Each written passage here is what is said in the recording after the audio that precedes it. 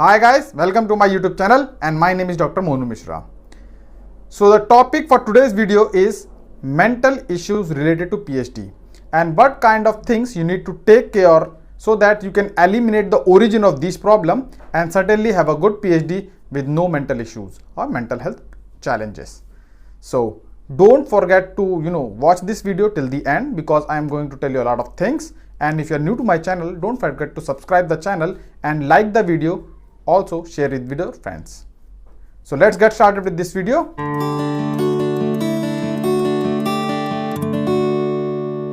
So guys, the first issue or the first problem that you face while during a PhD program is related to your PhD topic. People do not do adequate research on their research topic, like its feasibility, its manageability, funding, resources and everything. And then at the later stages, when it creates problem, that is you are not going to have enough data or you are not having enough resources in your lab or your topic seems unfeasible, then you go in a certain mental state that I would not be able to do this problem. And this kind of thing create a lot of challenges in your daily life and you get mentally depressed. So the first point to eliminate your mental stress in the later stage of PhD is doing adequate research about your current research topic. So before choosing a research topic, make sure that this topic has all the required facilities, infrastructure, funding and collaborative things in the lab or with the professor, so that you won't suffer at the later stages and curse yourself that I chose this wrong topic. And the next point that creates a mental challenge in your PhD is mismanagement of time. From the starting day, you should start time management in your PhD. You should make goals like up to the first or second semester I will do this, in the third semester I will do this, in the fourth semester till the fourth semester I will do this and that. So that will give you a time frame to complete your tasks first of all, and then you can also have some spare time so that if things don't work out, you still have some time left in order to complete it. So due to this management of time, you will not face that I have lack of time or my things are not done and what should I do.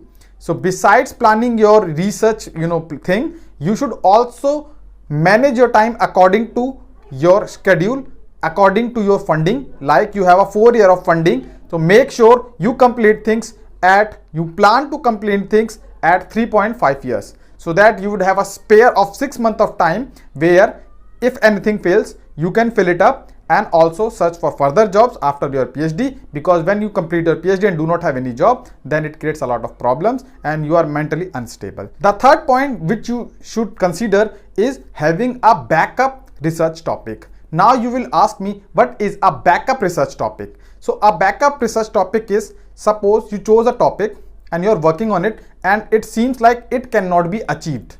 So what will you do? You will feel like I cannot do this thing and this is my failure of 4 years, failure of 3 years, and then you will curse yourself, you will get inside, you will feel things inside and then you get mentally depressed. So in order to save this, always has a backup topic.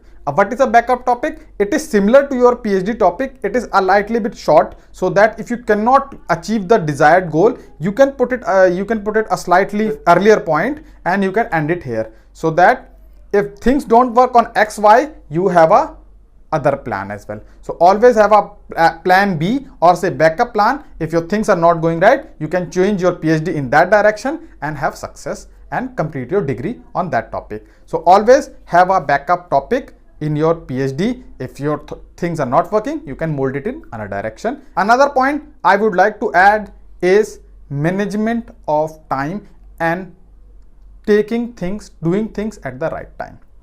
Now many times we are doing work, we just do work and compile the data and take the data with us.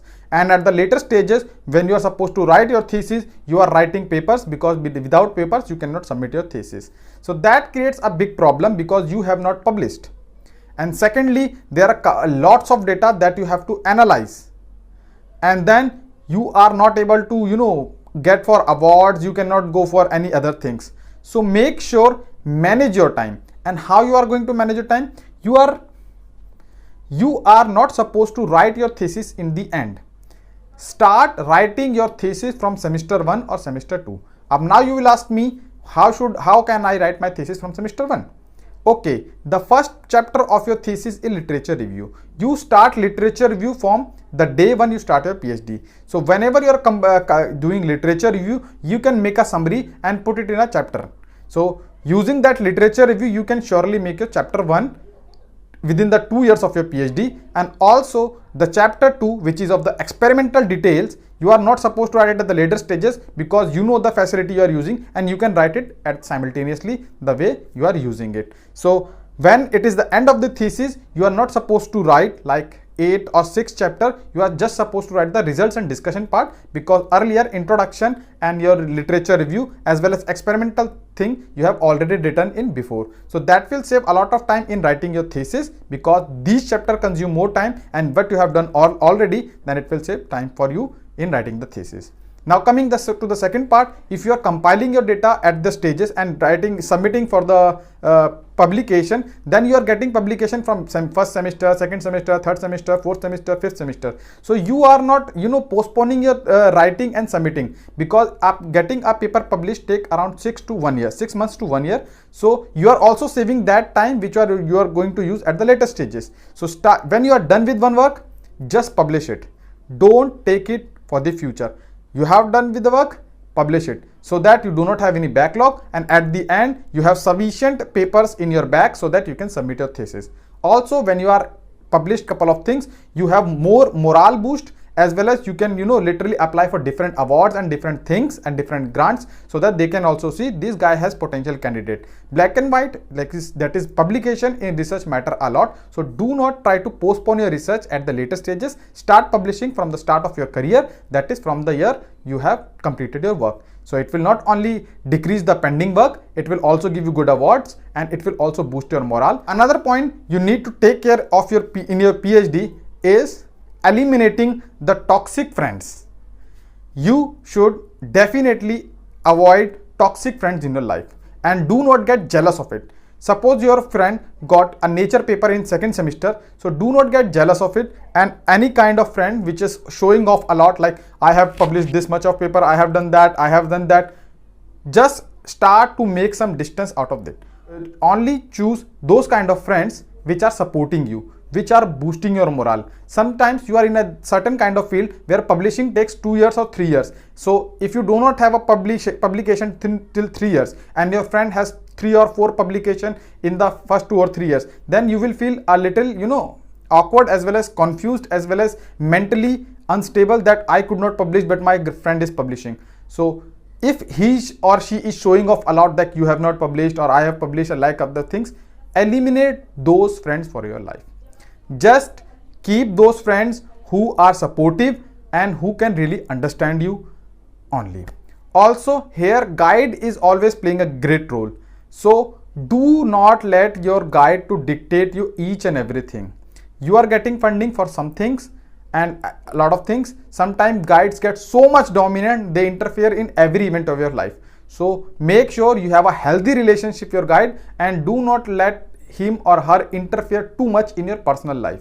So make sure you take your decision personal by yourself, and take a good relationship with your guide, a professional relationship with your guide, and do not let him involved in everything in your life and control you in certain manner also.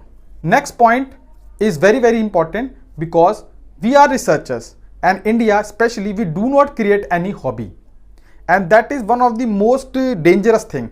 Suppose you are on a Saturday, Sunday, or your machine went out, it's not working. What will you do? Because you do not have a hobby, you will feel awkward, you will just do not know what to do. So at that stages, you should develop a hobby.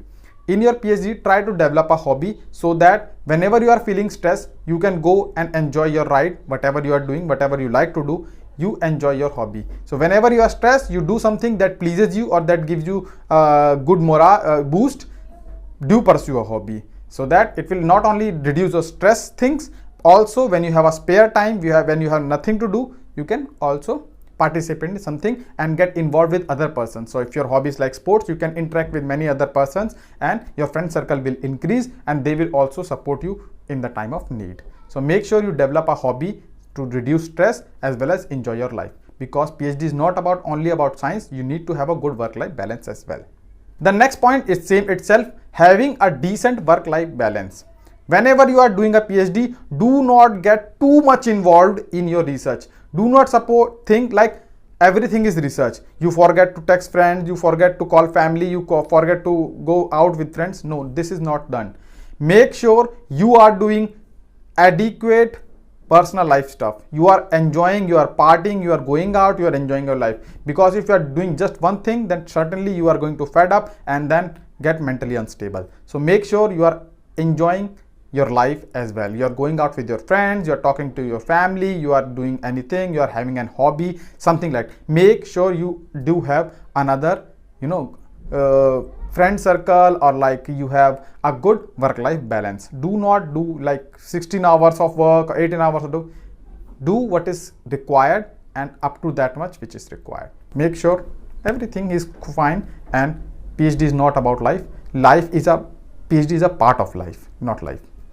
And last but not the least is important point is developing or having another career option. Suppose after your PhD was not good, you were not able to perform well, then what you feel? If you are not going to go in academia, or you are not going to go in the desired field, you will feel very despaired, like I could not do best in my life, I could not achieve my dream, nothing like that.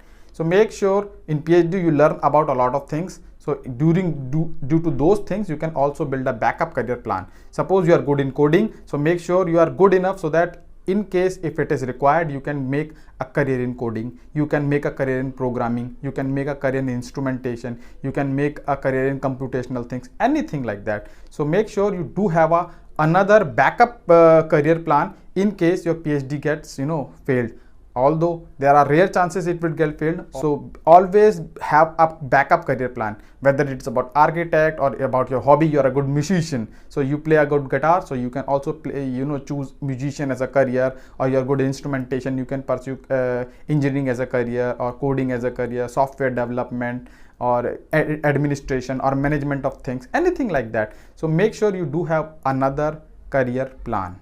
So guys, this was all. These are a couple of things which you take care, then surely you will have a better PhD life, and you can avoid or eliminate the causes which can have mental issue or mental health related problem. But still, life is full of complication and anything can come at any point of the time. So the most important advice I would like to give you is stay connected with your family and stay connected with your friends. And if you feel anything which is not right with you, then talk about it. I know a lot of people, like every second or third PhD student has an anxiety problem or any other kind of problems. So talk about that. It's not that much tough, and there are help offered by a lot of institutes. You can take counseling or you can take medication in case you need. It is very normal. Mental health problems are very casual these days, and since you are using your mind too much, then there are high chances that it can happen with you. It's a fact that intellectual persons or intelligent persons face these problems more often than persons who are not in these kind of businesses like research and development and sort of things. So it's not very difficult, or it's not very taboo. It's not a taboo to talk about it. If you feel like, talk to your parents, talk to your friends, talk to your advisor, talk to your human resource development department, or you can talk to a doctor. Consult everything, take it lightly. Everything is just like another disease. It takes like 6 to 9 months to solve everything. And also exercise if you want to do. Not me, I don't exercise much. So still you can do a lot of things. If you're following all these things that I've told, there are very rare chances that you will fall in these traps. And still if you fall, because humans are humans, so take care of things. That's all. And if your friends, and do not bully anyone, because you don't know what kind of situation he or she is facing. And be supportive. It is research. If your friend is feeling like that, support him or support her, because we are researchers. We can understand what problem we guys face. Not everyone can understand our situation, not even our families. So if your friend or anyone known faces any kind of problem, do support him, because that's how we are going to conquer things, and that's how we are going to have a better life. So that's all for today's video. If you still have any questions, put it in the comment section, and don't forget to like this video and subscribe the channel. Share the video if you like it is worth sharing. And thank you all for your attention. We'll meet in the next video with a new topic. Thank you very much.